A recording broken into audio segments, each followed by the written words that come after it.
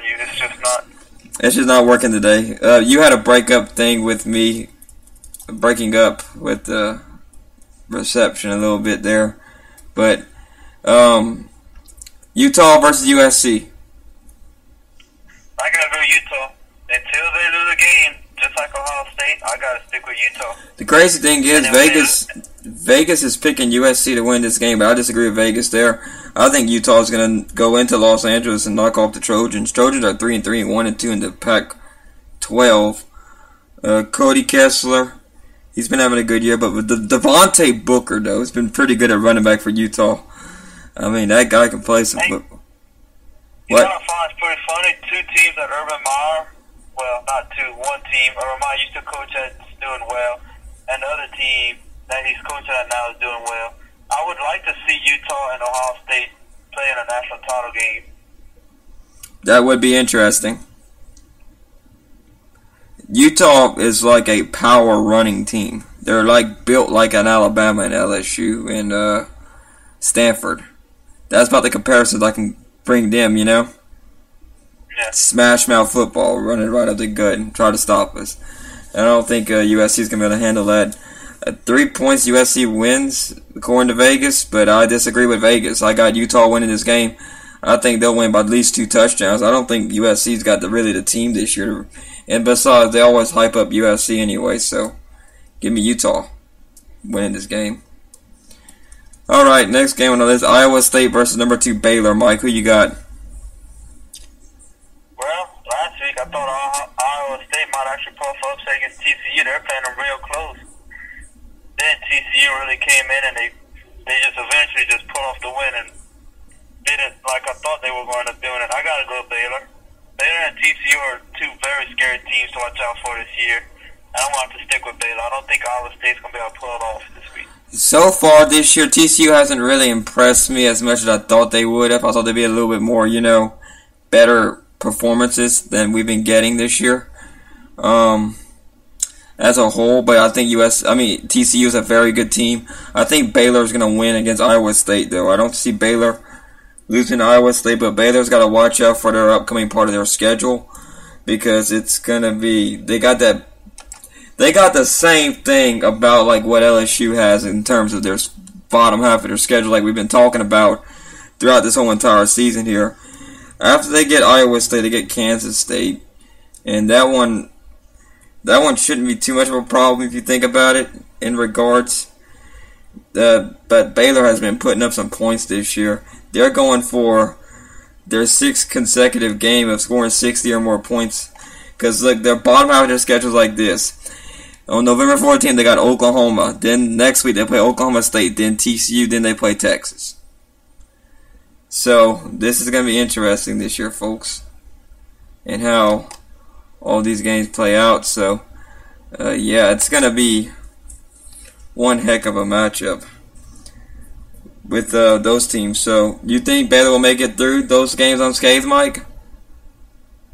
I think Baylor could possibly make it all the way through. Since they don't play a conference championship game, I really think they'll go into national championship, into the College World playoffs with no problem.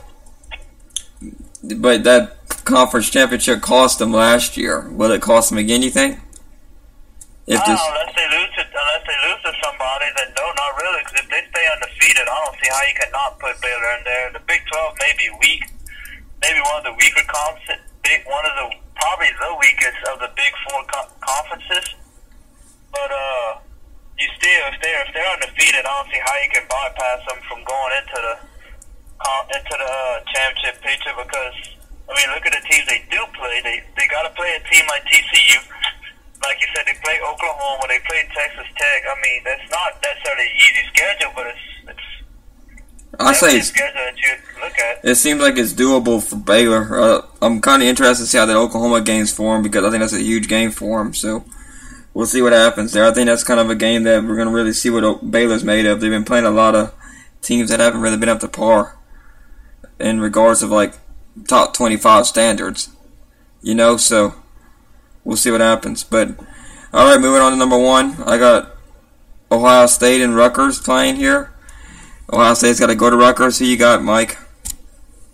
I got Ohio State winning. That did to Penn State last week, I got to go to Ohio State. Like I said, I'm not going to ever down them until they actually lose a game, and that's a game I'm not going to pick them to lose, so I got to go to Ohio State. I got Ohio State winning this one, too. I don't think Rutgers going to have enough. I say Ohio State beats them by 28 or 35 points after what they did to Penn State last week. So, Ohio State's been looking good. Well, what's your ideas of their two quarterback system with J.T. Barrett and Cardale Jones? Well, actually, they actually just found out who their starting quarterback's going to be, and I think it was Cardale Jones they're sticking with.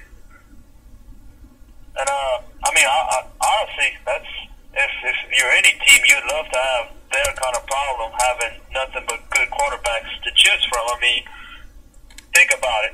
Oh, dang, my first quarterback got injured. Oh, well, I'll go to my second. Dang, my second quarterback got injured. I'll go to my third. Oh, well. It's one of those things like you can't necessarily be mad that you got great quarterbacks and you can't really choose the right one. I mean, it makes sense that you need to find the right one so you can adjust, so you can have it set to that person. But having multiple quarterbacks is definitely not a bad thing in his case. Now, say for instance, you got the old LSU teams where they were competing with quarterbacks. That was terrible. The UL quarterbacks this year is pretty terrible the way they're doing it. I mean, that's like every other school I ever had quarterback problems. That's terrible, but the quarterback problems they're having now are good problems. Yeah, with having three great quarterbacks on your team, it really helps you out a lot. But, yeah, back to Ohio State, I think they will knock off and get a good win against Rutgers here, so to continue on their undefeated season. Now, Micah, here's a good time for us to pick the game of the week for our top 25, the only top 25 matchup for this week that takes two top 25 teams playing against each other. It's number 15, Texas A&M. They're going to Vaught Hemingway Stadium in Oxford, Mississippi to take on number 24, Ole Miss. Who you got, Mike? Texas A&M. I can't trust Ole Miss anymore because I would have sure enough picked Ole Miss to beat Memphis last week. I give Memphis their due. They're a very good school this year, and I've heard people talk about them possibly making it to the college football playoffs, and I find that a little absurd right now. But I gotta go Texas A&M.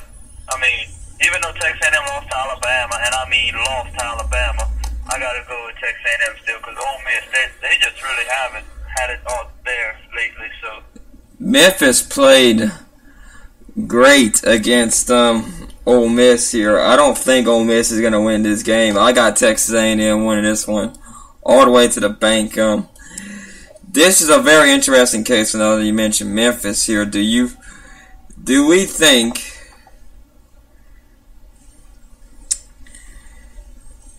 honestly think that Ole Miss is anywhere close to being as good as they were the last 2 years, maybe 3 years? I mean, Ole Miss, I'm not saying they're necessarily bad yet because what happened is it was just, and I'm not saying it was, because like I said, I believe Memphis could have won, but what if it was just a fluke that lost to Memphis? What if that was all it was just a fluke? Well, we wouldn't know, Mike. I mean, we honestly wouldn't know if... And I know, and we would know. And I'm telling you right now, I wouldn't doubt Memphis at all. I don't consider it a fluke, but what if? What if it was a fluke? Ole Miss really just isn't that bad of a team, and they just didn't show up and didn't play right. I mean, that's all kind of things. I said, I personally believe that Ole Miss just didn't play right. I still think they possibly would have lost being in Memphis, being motivated like Memphis was to win this game. I really still do think Memphis might have won, although I would have picked Ole Miss to win it. But I don't think Ole Miss is necessarily a sleeper. I mean, not sleeper, or a bad team in the SEC this year. I mean, they did beat Alabama this year, and that's saying a lot because this Alabama team's really good. But after that, they just kind of fell off a cliff, Ole Miss, after they beat Alabama, so they didn't put as much. Exactly. But their loss to Florida. I see Ole Miss slipping. I see Ole Miss being like a good third or fourth place team in the SEC. I don't see them being that bad. I still see them having a pretty decent rest of the year, though.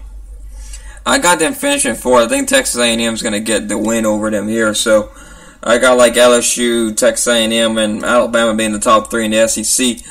In the SEC West this year, so it's going to be interesting to see how everything else. Mississippi State's another team we got to watch out for in the SEC West. They've been decent this year. They haven't been having, but they lost a lot of people last year, Mississippi State. Now, Mike, we got to talk about before we get the top 4 teams, what would you do with UL's quarterback situation? Who would you start after seeing that game? Honestly, I'd start any freshman I want to State. Jalen Nixon, although you do say that he is, and I do have to admit, his throwing ability is just on the best that I believe. Although for some reason he comes alive in the second half, which I don't quite understand. That's not the time he didn't come alive. He didn't come alive the whole game. But honestly, at this point, I start a freshman just so when he gets to that sophomore, junior year, he'll be ready to play for me. Because telling you right now, Jalen Nixon is not a fantastic, because that'd be overstating. Jalen Nixon is a pretty good quarterback. I like to give him grief when I watch football, when I watch the games, like, oh, why not put Hack in? But then you look at the stats and it's like, well, he really didn't have a bad game. It's just the way he throws and the throwing and the missing passes that he's thrown is just, it mind boggles me. And I do believe he's a better quarterback, but when you look at it passing-wise, Hack, I believe, is a better passer. But he's definitely not as good as Nixon, so it's just a lose-lose situation in my opinion. And you know what? I just start a freshman. You know what I would do, Mike? This is going to be kind of an interesting idea. Why not you move Nixon to running back? Because I think he's a pretty good runner. No, well, that's the thing, though, because UL got good running backs. No, but look. Here's the thing, though. You could run the Wildcat with Nixon.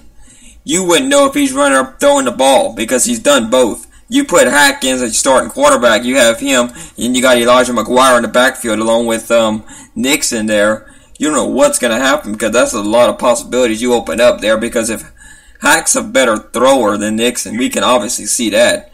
Hack throws more zip on the ball. We've seen this in person, me and you.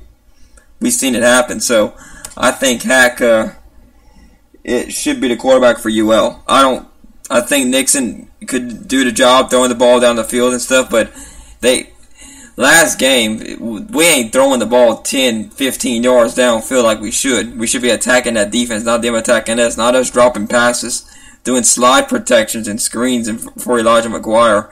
I've seen like 2 or 3 balls that should have been completed. Actually, more than that, because the receiver... I mean, like I said, don't get me wrong, Jay, this is nowhere near that great of a quarterback, but I looked at his stats right before we started the show, and he had 256 passing yards. And it's like, well, really? It's like... But look, it sort of didn't look like it. Most of them has been side passes, though. I believe the biggest problem for UL is not necessarily our quarterback. I believe it's wide receivers, 1, not catching the ball, 2, the offensive line not blocking for the running backs, because you got fantastic running backs.